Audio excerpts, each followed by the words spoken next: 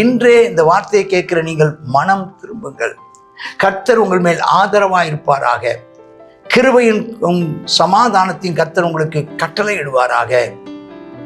நீங்கள் அவருடைய அன்பை அறிந்து கொள்வீர்களாக, மனம் திரும்புவீர்களாக.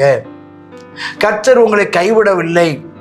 நீங்கள் அவருடைய வழிகளில் நடக்கும்போது, நீங்கள் அவருக்கு கீழ்ப்படியும் போது, நீங்கள் உங்கள் பாவங்களை உணர்ந்து அறிக்கையிட்டு மனம் திரும்பி மன்னிப்பு கேட்கும் போது அவர் உங்களை மன்னிப்பார், உங்களை ரட்சிப்பார், அவர் உங்களை ஆசீர்வதிப்பார். சீயோனிலே எந்திட அஸ்திவாரம் கிறிஸ்துவே, அவர் நான் என்றும் நம்பும் கண்மலை, அவர் நான் என்றும் நம்பும் கண்மலை. சீயோனிலே எந்திட அஸ்திவாரம் கிறிஸ்துவே, அவர் நான் என்றும் நம்பும் கண்மலை, அவர் நான் என்றும் நம்பும் கண்மலை. கலங்கிடுவேனோ பதறிடுவேனோ கர்த்தரில் விசுவாசம் இருக்கையிலே, கலங்கிடுவேனோ பதறிடுவேனோ கர்த்தரில் விசுவாசம் இருக்கையிலே. அசையாய நம்பிக்கை நங்கூரமே, இயேசுவில் மாத்திரமே. அசையாய நம்பிக்கை நங்கூரமே, இயேசுவில் மாத்திரமே. சீயோனிலே எந்திட அஸ்திவாரம் கிறிஸ்துவே, அவர் நான் என்றும் நம்பும் கண்மலை, அவர் நான் என்றும் நம்பும் கண்மலை. ஆண்டவராய் இயேசு கிறிஸ்துவின் நாமத்தில் நீங்கள் யாவரும் வாருங்கள். கற்றதும் பெற்றதும். சகரியா 11ஆம் அதிகாரத்தில் நியாய தீர்ப்பு, கள்ள தீர்க்கதரிசிகள் மேலும் கள்ள மேய்ப்பர்கள் மேலும் ஆண்டவருடைய மந்தையை மேய்க்காதவர்களை குறித்தும் கீழ்ப்படியாத மந்தையை குறித்தும் ஆண்டவர் எச்சரிப்பின் நியாய தீர்ப்பின் செய்தியை 11ஆம் அதிகாரத்தில் சொல்கிறார். அது தொடர்ந்து கடைசி நாட்களில் நடக்கிற சம்பவங்கள் தான் அடுத்தடுத்து வருகிறது. சகரியா தீர்க்க தரிசனமாக தன்னுடைய காலத்திற்கும் பிற்பாடு வரப்போகிற மேசியாவை குறித்து சொல்லப்பட்டிருக்கு. 11ஆம் அதிகாரத்தில் இயேசு கிறிஸ்து 30 வெள்ளிக்காசுக்கு விற்கப்படுவாருங்கிற ஒரு விஷயத்தையும் தீர்க்க தரிசனமாக சொல்லப்பட்டிருக்கிறது. இப்போ 12ஆம் அதிகாரத்துக்கு வந்திருக்கிறோம். கர்த்தர் இஸ்ரவேலை குறித்து சொன்ன வார்த்தையின் பாரம்னாவே எச்சரிப்பின் செய்தி.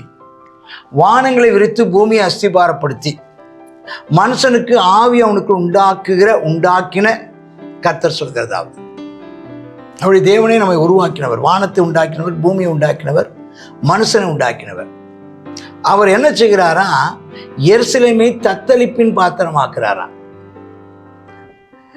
ஏன்னா எருசலேம் கீழ்ப்படியாமல் போச்சு. எருசலேமுக்கு விரோதமாக போடப்படும் முற்றுகைகளை யூதாவும் அப்படியே ஆகுமா?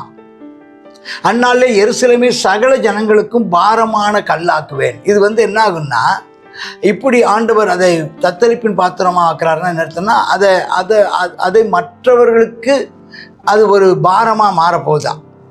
எப்படி இருக்குமா? கல்லாக்குவேங்கிறார், பாரமான கல்லா. அதை கிளப்புற யாவரும் சிதைக்கப்படுவார்களாம். அதுக்கு விரோதமாக இப்போ நடக்கு பாருங்க யுத்தம். இஸ்ரவேலுக்கு விரோதமாக என்ன யுத்தம் வந்தாலும் அவர்களை இல்லாமல் ஆக்கணும்னு நினைக்கிறவங்கெல்லாம் சிதைக்கப்படுவாங்களாம். பூமியில் உள்ள ஜாதிகள் எல்லாரும் அதற்கு விரோதமாக கூடுவார்களாம். குதிரைகள் எல்லாம் திகைப்பையும் அவர் மேல் ஏறி இருக்கிறவர்களுக்கு எல்லாருக்கும் புத்தி மயக்கத்தையும் வரப்பண்ணுவாராம். யூதா வம்சத்தின் மேல் கர்த்தர் தம்முடைய கண்களை திறந்து வைத்து அவர்களுக்கு விரோதமாய் வருகிற எல்லாருக்கும் குருட்டாட்டத்தை உண்டு பண்ணுவாராம். எருசலேமின் குடிகள் சேனையின் கர்த்தராகிய தங்கள் தேவனுடைய துணையினாலே எங்களுக்கு பெலனானவர் என்று அப்பொழுது யூதாவின் தலைவர்கள் தங்கள் இருதயத்தில் சொல்வார்களாம். கர்த்தரை நம்பி இருப்பார்களாம். யூதாவின் தலைவரை விறகுக்குள்ளே எரிகிற அக்கினி அடுப்புக்கும் வைக்கோல் கட்டுகளுக்குள்ளே எரிகிற தீவெட்டிக்கும் ஒப்பாக்குவார். ஆண்டவர்களை ரொம்ப மகிமையாக பயன்படுத்த போகிறார். அவர் எல்லாரையும் பட்சிப்பார்களாம். எப்படி இருக்கும்? ஒரு வைக்க போருக்குள்ளே ஒரு தீயை உள்ளே வச்சிட்டோம்னா எப்படி இருக்கும்? முழு அப்படியே என்ன செஞ்சிடும்? அது சாம்பலாக போயிடும். அதே போல எருசலேம் மற்றவர்களுக்கு அச்சுறுத்தலாக இருக்குமா? 7ஆம் வசனம், தாவீது வம்சத்தாரின் மகிமை, எருசலேமுடைய குடிகளுடைய மகிமை, யூதாவின் மேல் தன்னை உயர்த்தாதபடிக்கு கர்த்தர் யூதாவின் கூடாரங்களை முதல் ரட்சிப்பார். ஆண்டவர் ரட்சிக்கிறார். இது கடைசி காலத்தில் கர்த்தர் இஸ்ரவேல் ஜனங்கள் மேல ஆதரவாய் இருப்பதை குறித்துள்ள தீர்க்க தரிசனம். கர்த்தர் எருசலேமின் கொடிகளை காப்பாற்றுவார். அந்நாட்களில் எருசலேமிலே தள்ளாடினவன், பலவீனமானவன் கூட தாவீதை போல இருப்பானா. தாவீதின் குடும்பத்தார் தேவனை போல இருப்பார்களாம், கர்த்தருடைய தூதனை போல இருப்பாங்களாம். எருசலேமுக்கு விரோதமாக வர்ற எல்லா ஜாதிகளையும் கர்த்தர் அழிப்பாராம். தாவீதின் குடும்பத்தாரின் மேலும் எருசலேமின் குடிகள் மேலும் கிருபையின் ஆவியை கர்த்தர் தருவாராம், விண்ணப்பங்களின் ஆவியை ஊற்றுவாராம். அவர்கள் தாங்கள் குத்தின என்னை நோக்கி அவர்கள் புலம்புவார்களாம். இயேசு கிறிஸ்துவின் 2ஆம் வருகை குறித்துங்க சொல்றார். 11ஆம் அதிகாரத்தில் இயேசு கிறிஸ்து 9ஆம் அதிகாரத்திலிருந்து பார்க்கிறோம். இயேசு கிறிஸ்துவின் முதல் வருகை, கழுதையின் மேல் வருவது, அவருடையதான மரணம், அவருடைய இரத்தத்தினாலே மீட்கப்படுவார்ங்கிற வார்த்தை. அதன் பின்பதாக அவர் விற்கப்படுதலை குறித்து பார்க்கிறோம். இங்கே அவருடைய 2ஆம் வருகையிலே எருசலேமுக்கு சாதகமாக இருப்பதை பார்க்கிறோம். 11ஆம் வசனம், மெகிதோன் பட்டணத்துக்கு பள்ளத்தாக்கின் ஊராகிய ஆதாத் ரிம்மோனின் புலம்பலை போல எருசலேமின் புலம்பல் பெரிதா இருக்கும். எல்லாம் தனித்தனியா புலம்புவாங்களாம், எல்லாரும் அழுவார்களாம். லேவி குடும்பத்தார் எல்லாரும் அவர்கள் தேவ சமூகத்தை நோக்கி பார்த்து ஸ்திரீகள் தனியையும் புலம்பி மனம் திரும்புவார்கள். ஒரு பெரிய ஒரு எழுப்புதல் வரும். எழுப்புதல்கிறது எப்பமா? பாவ அறிக்கை செய்யும் போது. பாவரிக்கை செய்து நாங்கள் தேவனை எவ்வளவாய் துக்கப்படுத்தி விட்டோம், தேவனை எவ்வளவாய் நாங்கள் காயப்படுத்தி விட்டோம், தேவனை எவ்வளவாய் நாங்கள் மறந்து போனோம், தேவனுக்கு எவ்வளவாய் நாங்கள் துரோகம் பண்ணிட்டோம், ஆண்டவரே எங்களை மன்னியும் என்று புலம்புவார்கள். தங்களுடைய முந்தின நிலையை நினைத்து அவள் புலம்புவார்கள். புலம்புதல் என்றால் ஜெபம் பண்ணுவார்கள். அவரை நோக்கி பாவ அறிக்கை பண்ணுவார்கள், மனம் திரும்புவார்கள் என்று அங்கே சொல்லப்பட்டிருக்கிறது. கர்த்தருடைய நாமத்திற்கு மகிமை உண்டாவதாக. ஏன்னா இதிலிருந்து என்ன செய்ய வேண்டும் என்றால், சத்தியத்தை கேட்கிற நாம கர்த்தருடைய கடைசி நாளில் வரப்போகிற நியாய தீர்ப்பை குறித்து இங்கே சொல்லப்பட்டிருக்கிறது. நீங்கள் நியாய தீர்ப்பின் போது நீங்கள் அழிந்து போகாதிருக்க இன்றே இந்த வார்த்தையை கேட்கிற நீங்கள் மனம் திரும்புங்கள். கர்த்தர் உங்கள் மேல் ஆதரவாக இருப்பாராக. கிருபையின் சமாதானத்தின் கர்த்தர் உங்களுக்கு கட்டளை இடுவாராக. நீங்கள் அவருடைய அன்பை அறிந்து கொள்வீர்களாக, மனம் திரும்புவீர்களாக. கர்த்தர் உங்களை கைவிடவில்லை. நீங்கள் அவருடைய வழிகளில் நடக்கும் போது, நீங்கள் அவருக்கு கீழ்ப்படியும் போது, நீங்கள் உங்கள் பாவங்களை உணர்ந்து அறிக்கையிட்டு மனம் திரும்பி மன்னிப்பு கேட்கும் போது அவர் உங்களை மன்னிப்பார், உங்களை ரட்சிப்பார், அவர் உங்களை ஆசீர்வதிப்பார். கர்த்தருடைய நாமத்திற்கே மகிமை உண்டாவதாக. ஆமேன், ஆமேன். God bless you.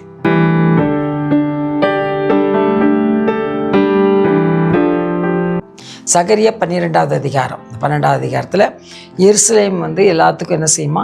ஒரு பாரமாக, அச்சுறுத்தலாக காணப்படும். அது இந்த கடைசிக்கான நாட்களில் நம்ம இதை பார்த்து கொண்டிருக்கிறோம். அகில உலகமும் எருசலேமுக்கு விரோதமாக இருந்தாலும் அவன் அந்த எருசலேமை கர்த்தர் காப்பாற்றி ஆதரிக்கிறார்னு சொல்லி பார்க்குறோம். யூதாவுக்கு கர்த்தர் ஆதரவாக இருப்பாராம். அதற்கு விரோதமான ஜனங்களை கர்த்தர் அழிப்பார்ன்னு சொல்லி நம்ம இதில் பார்க்குறோம்.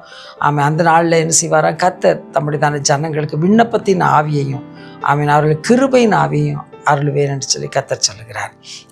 அந்த கடைசி நாட்களில் எல்லாரும் என்ன செய்வாங்களாம்? தேசம் கர்த்தரிடத்தில் விண்ணப்பம் பண்ணும். ஒவ்வொரு சந்ததியும், ஒவ்வொரு வம்சமும் என்ன செய்யுமா? கர்த்தரிடத்தில் விண்ணப்பம் பண்ணும். ஆண்கள் தனியாக, பெண்கள் தனியாக. அது தாவீதின் குடும்பம், நாத்தானின் குடும்பம், லேவி குடும்பம், சீமையின் குடும்பம், எல்லாரும் என்ன செய்வாங்க? எல்லா குடும்பங்களும் தேவனை நோக்கி விண்ணப்பம் பண்ணுவார்கள், புலம்புவார்கள் என்று சொல்லி பார்க்குறோம். ஜெப ஆவியை, விண்ணப்பத்தின் ஆவியை கர்த்தர் ஊற்றும்படியாக ஜெபிப்போமா? கர்த்தாவே, ஸ்தோத்திர இயேசப்பா, நீர் உம்முடைய பிள்ளைகளுக்கு நீர் ஆதரவாக இருப்பீர் என்று சொல்லி நாங்கள் விசுவாசிக்கிறோம். உம்முடைய பிள்ளைகளுக்குள்ள விண்ணப்பத்தின் ஆவியை, கிருபையின் ஆவியை நீர் ஊற்றி குடும்பமாய் உம்முடைய சமூகத்தில் தேசத்திற்காக கர்த்தாவே புலம்பட்டும். தேசத்திற்காக மன்றாடுகிற ஒரு அப்பா விண்ணப்பத்தின் ஆவியை நீர் எல்லாத்துக்குள்ளார நீர் கத்தா ஊற்ற போகிற நீர் சொல்லுகிறபடியால் மக்கள் நன்றி செலுத்துகிறோம். மாம்சமான யாவர் மேல ஆவியை ஊற்றுவேன் என்று சொன்னீரப்பா.